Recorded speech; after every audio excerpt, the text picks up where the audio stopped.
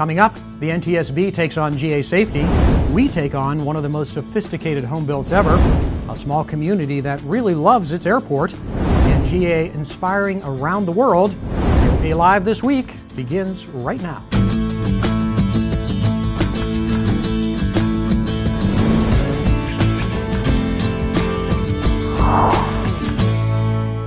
There is something that could save your life, and that something is almost always free. Yet, the majority of pilots never take what's freely given. And it's those pilots who are the ones most likely to die in an aviation accident. Hello, everyone. I'm Tom Haynes, and this is AOPA Live this week for June 21st. And this week, the National Transportation Safety Board had general aviation squarely in its sights. 2 days of wall-to-wall hearings in Washington, D.C., and witness after witness agreeing with the board GA could be a lot safer than it is. In spite of improvements to the commercial and corporate aviation safety records, the GA accident rate has been stubbornly resistant to safety initiatives. GA pilots are not learning from the deadly mistakes made by their brethren. They're not learning the lessons that have been learned in the hardest of ways. The general aviation fatal accident rate remains stubbornly stable, and the causes are stubbornly the same. You've heard all these before: stalls and spins, fuel mismanagement, takeoff and landing mistakes, and VFR flight into instrument conditions. What percentage of the active pilots take advantage of course material that you guys have available? We have looked at accident reports. We can look at our membership database to determine whether or not that pilot participated in one of our safety programs, and 2/3 of the time the accident pilot did not. There is the unreachable. Unofficially, ASI puts them into two buckets. Half of them, the non-fatal group, which we have determined is basically a result of poor airmanship and decision making, and the other half, the fatal group, basically a blatant disregard for the existing regulations. The FAA said that in its study of more than 700 fatal accidents, just 25 pilots had participated in any part of the agency's Wings safety program. So the data are clear. Pilots who fly regularly and take safety and refresher training are far less likely to make fatal mistakes. So the question hanging over the industry: how do you get non-participating pilots to take some of the courses that could save their lives and the lives of their passengers? Most of the people testifying, including the Air Safety Institute, favored voluntary programs, not new regulations and heavy-handed enforcement, but not one insurance executive. I don't think the volunteer method is working. In the 50s, the accident rate with scheduled airlines was abysmal. Thousands of people killed per year. Training requirements went up. Certification requirements went up. And I think we have to ask ourselves, just how safe do we want to be in general aviation? The flight review, what used to be called the biennial flight review, but the flight review the pilots are required to take every 2 years in general aviation, just doesn't seem to cut it. If requirements were changed that it had to be 3 hours on a flight review, or if the flight review had to follow the practical test standards for whatever certificate that pilot held, I honestly think that would go a ways toward improving the safety record. And if we're going to take the accident rate in general aviation serious enough, I really think that the model for recurrent training and testing needs to be looked at. Any other thoughts? I actually feel that we can have a positive impact on the fatal accident rate using voluntary methods. And the reason why is at the previous panel, we discussed the flight instructor as being at the core influence. If we look at a long-term strategy by targeting the flight instructor community as well as a designee population out there to ingrain and instill the safety conscience of that particular person and instill a positive safety culture, I believe that will then move into, once they get certificated, that will stay with them, and they will voluntarily step up and say, I want to continue being proficient and even learn new things on my own if I stay in the general aviation. Now, the NTSB can't make any regulations on its own. It can just issue recommendations. But the board has put GA safety improvement on its top 10 most wanted list. We see the same bad things happening over and over. We know the general aviation community can and must do better. The AOPA Air Safety Institute, by the way, is the world's largest non-government provider of free safety information to all pilots.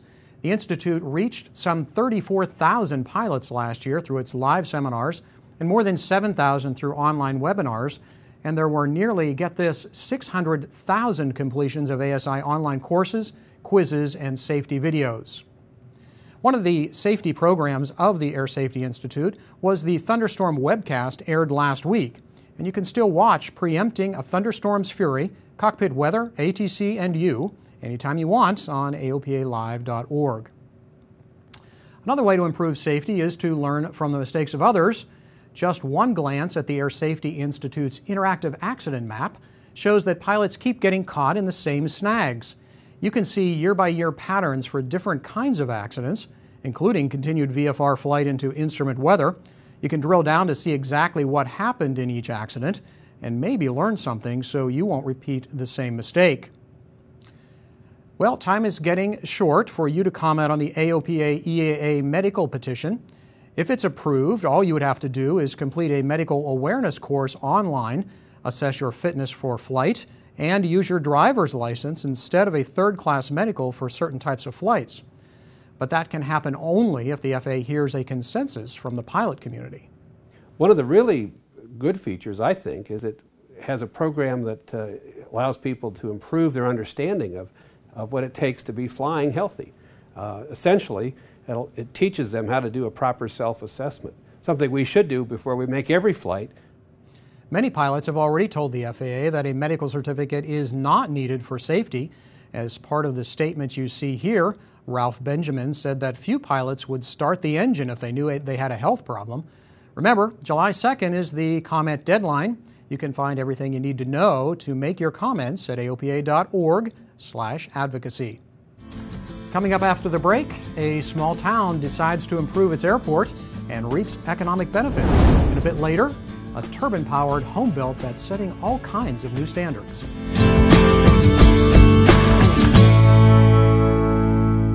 The thing about radar is you don't know, is this convective? Whereas storm scope, no question what it is. It will save your butt and your airplane.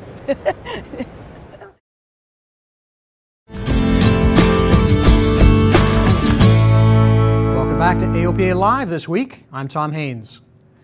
Good news for Beechcraft fans. The company's classic aircraft, the Bonanza, Baron, and King Air, would likely continue to be built under any of the reorganization scenarios. Wichita Eagle Aviation reporter Molly McMillan got a hold of the bankruptcy court documents. We talked with Molly earlier this week. The options they outlined, the first one exited all their business jet production, but it kept the Beechcraft and the military aircraft and continued to pursue the T6 trainer and business for that and developing the AT6. So that's first.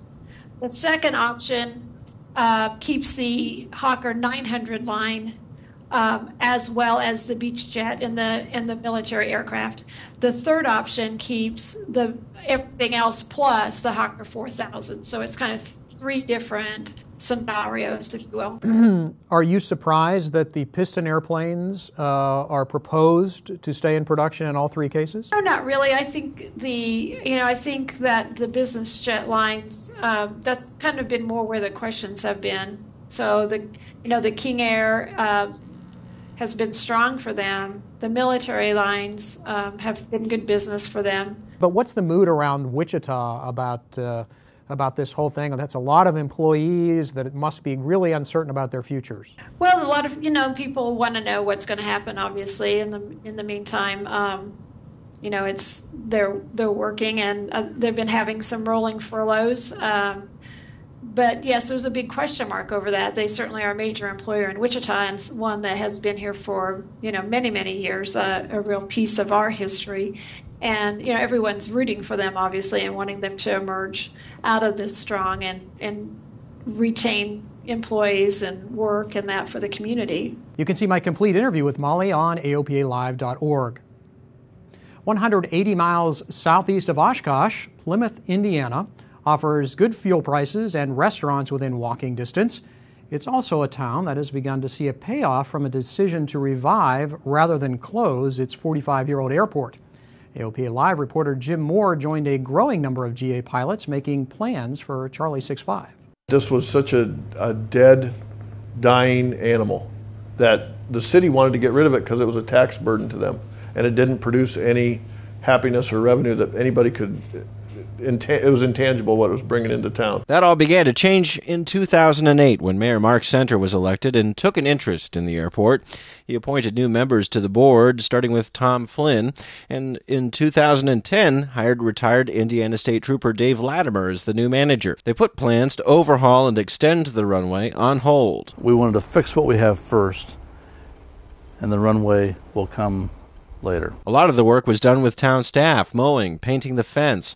New siding went up, step-out windows were installed. Latimer brought in family friend and fine arts student Kaylee Sheeran to paint this mural. He gave me this space, and he told me his 3 favorite planes and said I could do whatever I wanted. So the Air Sports guys gave me some really good, they were taken out of a fisheye lens. So that's what I use for the background. This is the airport down here. All told, the town of about 10,000 people has invested around 100,000 local dollars to date. The FAA supplied $52,000 to seal cracks in the runway. Plymouth Sky Sports owner Troy Church is one of 2 new tenants attracted by the town's location and its decision to revive the field. They spent money before we even moved in. They put all new lights in here for us, all new heat. They fixed the door. They had old doors that had cable operation, and they put the straps on them and the new motors. So they really spent some money and made us feel like they wanted us here. And now that we've been here for a while, we know they want us here, and we're so happy to be here.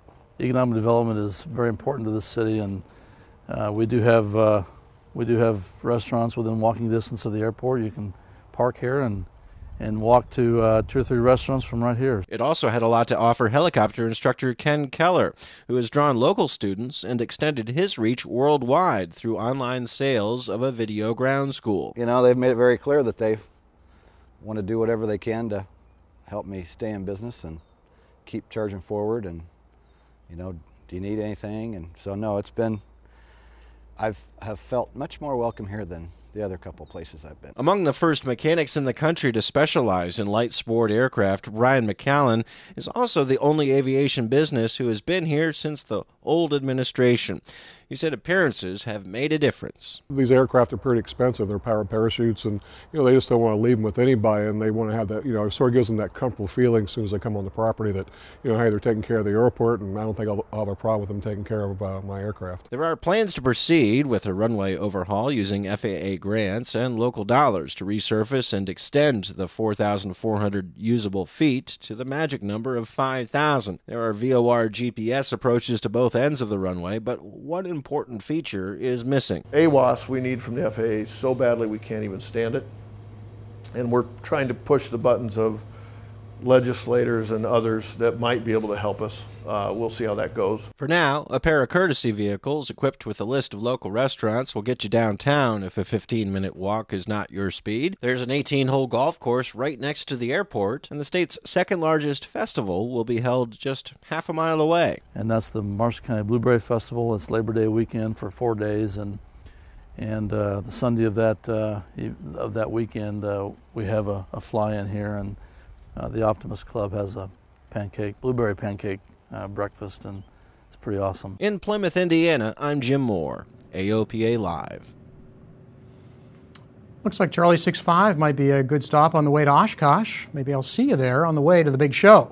But wherever you may be flying this summer, one thing you have to watch out for is this baby. That's Air Force One, if you don't already recognize it. And during this presidential campaign season, it's going to be landing at airports all over the country. And that means lots of VIP TFRs popping up when and where you least expect them. Our Alyssa Miller recently flew through the TFR for the G8 Summit, and we talked to her about the planning and procedures required. The first thing I did was I read the NOTAM, which basically says that you need to be squawking a discrete transponder code, be on an active flight plan, and be in two-way communication with ATC. So going off of those three things, the night before I planned to depart, I actually called Potomac Approach on the phone, talked through it with them, and they actually thanked me for calling. You know, they said, we want to make sure pilots do this the right way. You know, thanks for calling and going through this. What planning tools did you use to find out where the TFR or TFRs were going to be on this trip? Well, I used AOPA's, our Internet Flight Planner, and also the email TFR alerts that AOPA sends out. I used our flight planner to zoom in, see where the TFR boundaries were going to be, and then double check that with my sectional chart. On the return leg, flight service was also especially helpful. I talked to them before I left my destination in West Virginia, and the briefer, you know, said when you request flight following, just make sure you tell them that you're going to be going into the TFR, because flight following, it is on a workload permitting basis, but because I was going into the TFR, that was a service that I needed to have. Alyssa, you're an experienced pilot. You're a CFI, you're multi-engine rated, you're instrument rated. But did you have any trepidation flying through that TFR, even though you had done all the planning and you knew you were completely legal? Oh, I was extremely nervous. I lined up on the runway to take off, and I remember thinking, this is it. I'm going to see if, you know, all the directions that they give us to follow, if they really work. Because you're a little unsure if you've never done it before, and you know they do. Alyssa also says that you should have a copy of the intercept procedures with you. You can find that on AOPA.org. Just click on the Flight Planning tab. You can also find a TFR map there. As Alyssa mentioned, air traffic controllers can help you deal with TFRs if you use flight following or file IFR.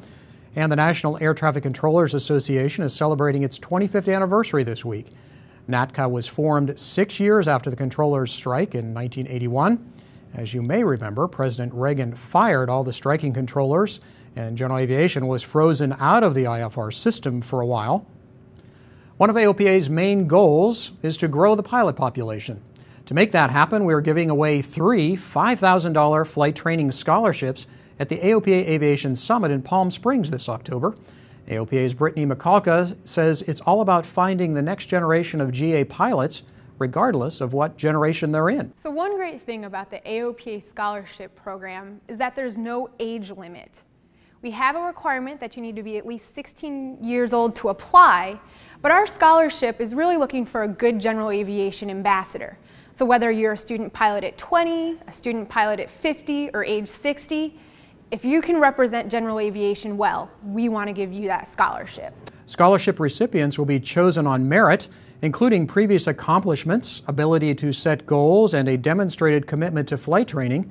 To qualify for a scholarship, applicants must be a U.S. citizen, at least 16 years old, and hold a student pilot certificate but not yet have passed the practical test. You can find the application on AOPA.org. Just search for scholarship. For years, through the GA Serves America campaign, AOPA has showcased the great work that general aviation does in the United States. However, as we discovered during the IAOPA World Assembly in Cape Town, South Africa recently, GA can inspire people worldwide. World Assembly host AOPA South Africa has long supported that country's Institute for the Blind, including giving the residents the opportunity to sit in and fly in general aviation airplanes. The residents provided entertainment and gifts for the World Assembly guests. In exchange, AOPA South Africa President Koos Marias used his Cessna P210 to fly IAOPA President Craig Fuller from Cape Town's Stellenbosch Airport to Worcester Airport to personally visit the Institute. The flight gave us the opportunity to view some of the majestic scenery around Cape Town. At Worcester Airport, we were whisked off to the Institute to meet the residents.